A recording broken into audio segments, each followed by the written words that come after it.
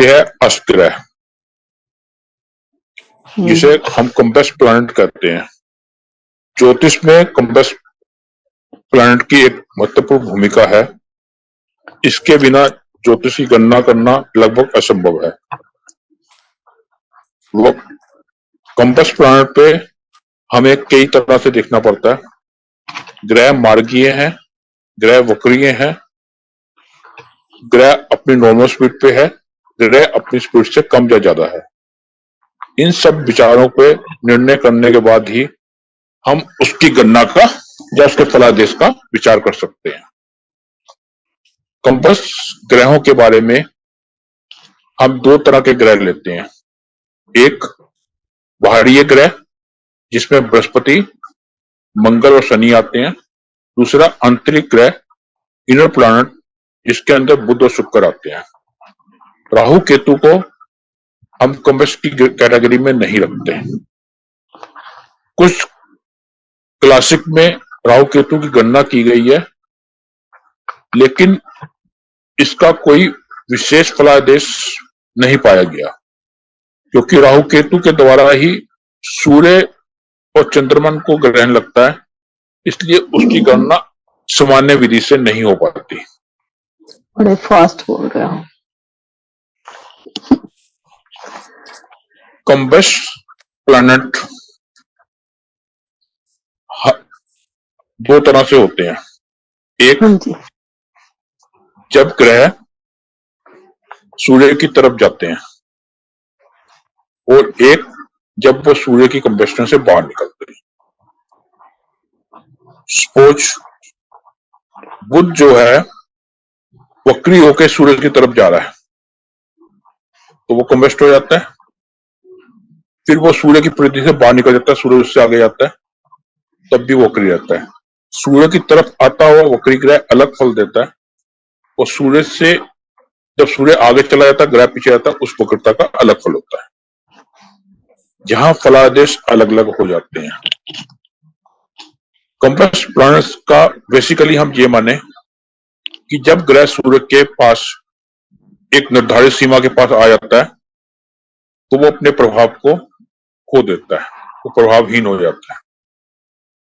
इसमें दो तरह के विचार व्यक्त किए गए हैं। कुछ लोगों का मत है कि कंबस प्लैनेट जो है वो अपने साथ सूर्य के फलादेश को भी सम्मिलित करके अच्छा फल देते हैं, जबकि अधिकतर क्लासिक ये कहती है कि वो अपने फलों में कमी ले आते हैं।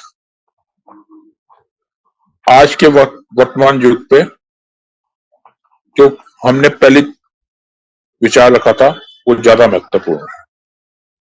इसको समझने के लिए हम ये समझें कि कोई कर्मचारी किसी मिनिस्टर के या किसी मंत्री के यहाँ लगा हुआ है, तो उस मंत्री के पास लगने से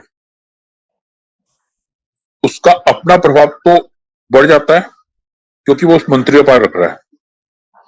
हालांकि मंत्री का दिन रहने से उसकी वहां जो है सोशल इमेज अपने दायरे में मंत्री के सामने कम हो जाती है, लेकिन समाज में उसकी इमेज बढ़ जाती है। मंत्री में से मिलने से पहले उस कर्मचारी से मिलते हैं और अपना काम कराने की कोशिश करते हैं।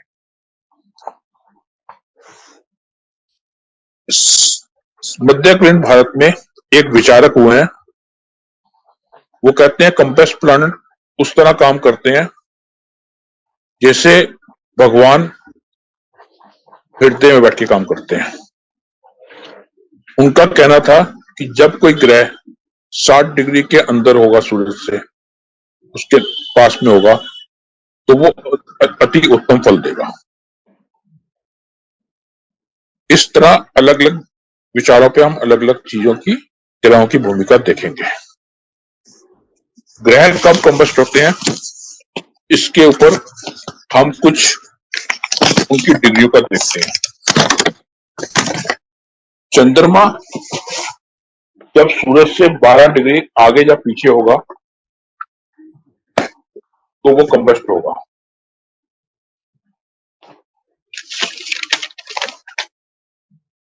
उसके बाद मंगल सूरज से 17 डिग्री आगे या पीछे होगा तो कम्बस्ट होगा। बुध 13 सूरज से 14 डिग्री मार्गी होने पे कम्बस्ट होगा और वक्री होने पे वो 12 डिग्री होगा। बृहस्पति उससे 11 डिग्री पे कम्बस्ट होगा। शुक्र 10 डिग्री मार्गी पे तथा 8 डिग्री वक्री पे। शनि 11 डिग्री पे। हमें कुछ प्राचीन बुकों में इसकी डिग्री 15 भी लिखी मिल जाती, लेकिन हम इसको यहाँ 11 डिग्री मान के चलेंगे। हम्म, आज से लगभग 20 साल पहले लगभग काफी क्लासिक में ये लिखा हुआ था कि बाह्य ग्रह बृहस्पति, मंगल और शनि वक्री होके भी अस्त हो जाते हैं, जिसमें बृहस्पति की डिग्री 15 दी हुई थी और शनि की डिग्री 15 दी हुई। अगर हम एक सिंपल फार्मूला माने तो ग्रह जब लगभग 90 डिग्री से 120 डिग्री विभिन्न अवस्थाओं में कह रहा हूं सूर्य से दूर होगा बाह्य ग्रह तो वो वक्री होगा। जब वो सूर्य से इतनी दूर हो जाएगा तो उसके अस्त होने की संभावना नहीं हो पाती। तो अब भी हम कई यूट्यूब में या कुछ पुरानी जो कॉपियों की नकल करते हैं उनको देखते हैं तो वहां अब भी बाह्य ग्रहों को वक्री होने पे अस्त दिखाया गया है, जो असंभव है। तो इसको हम अपनी गणना में कभी नहीं लेंगे। अब हम इसमें एक फार्मूला और है, अगर अस्त ग्रह चंद्रमा से केंद्र पे होगा तो वो अपनी शुभता को बढ़ा देगा और अशुभता में कमी ले आएगा। यानी अस्त ग्रह चंद्रमा से केंद्र पे होने पे अक्सर शुभ फल ही देता है।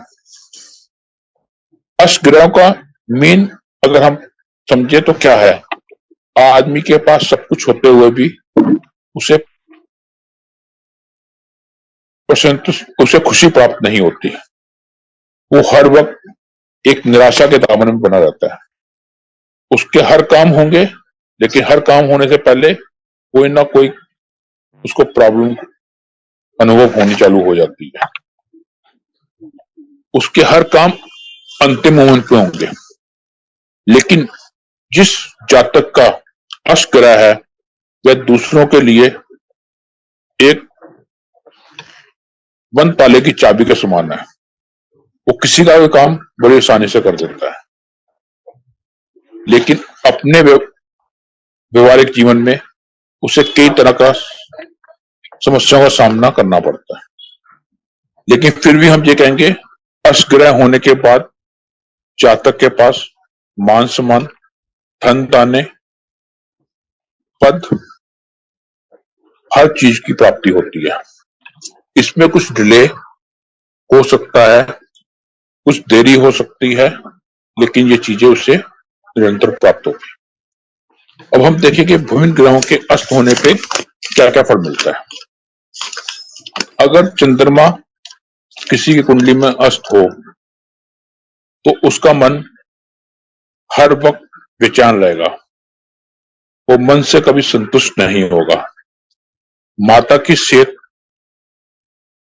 कुछ नरम रहेगी, लेकिन इसके विपरीत अगर वो ग्रह अस्त है तो उसके अंदर भावुकता बढ़ी हुई होगी।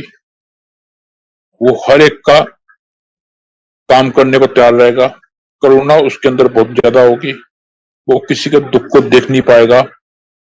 अपने इन्हीं कारण कामों से वो समाज में अपना एक मान सम्मान प्राप्त कर लेता है। इसके बाद अगर हम बुध को देखें, जिनकी कुंडली में बुध अस्त है, बुध अस्त होने पे वो जातक जो है उनकी हैंड राइटिंग में थोड़ी प्रॉब्लम होगी, नसों में दिक्कत होगी, हर वक्त टेंशन रखने की उनकी आदत होगी, लेकिन वो अपनी सूझबूझ से बड़ा काम कर सकते हैं। वो एक अच्छे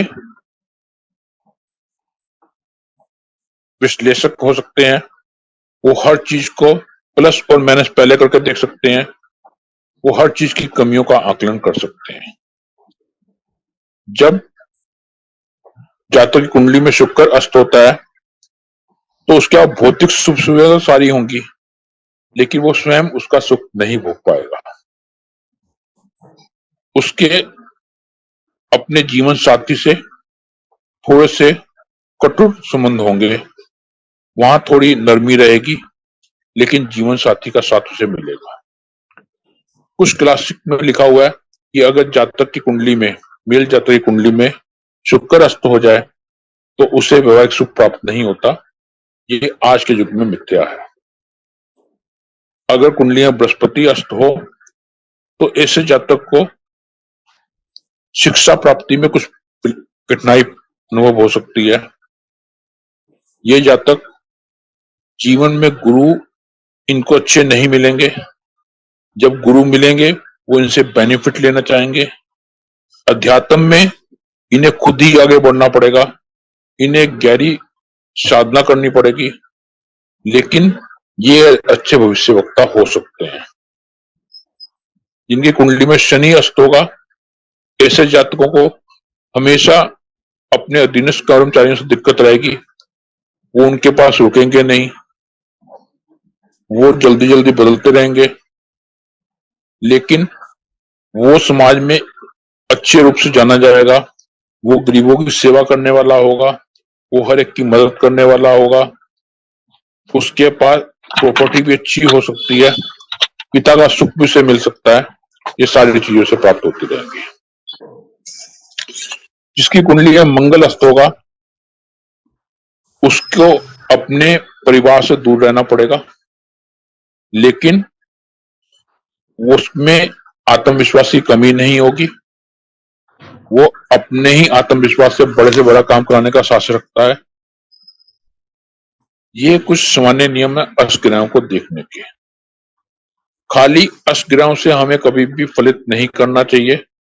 इसके साथ वो ग्रह किस नक्षत्र में, किस राशि में, किस जगह बैठा हुआ है, उसका आकलन भी कर लेना चाहिए। अष्टग्रह का आकलन करते हुए हमें देखना चाहिए कि उस ग्रह का अधिपति से उसका क्या संबंध बन रहा है, वो किस राशि में बैठा हुआ है, उस राशि में किस किस ग्रहों की दृष्टि बन रही है। कई बार अष्टग्रह यहां बनता है, वो राजयोग बना के बैठ पाता है। तो इसमें हम ये निर्णय ले सकते हैं कि वो कभी भी उच्च पद पर नहीं पहुंच सकता। उसके ऊपर एक उच्च पदासीन अधिकारी होगा, लेकिन पावर वो इस्तेमाल करेगा। ये एक छोटी सी भूमिका थी अष्टग्रहों की। अब आप लोग अपनी अपनी कुंडली में विचार कर सकते हैं कि आपकी कुंडली में कौन सा अष्टग्रह है और उसने आपको क्या क्या दिया।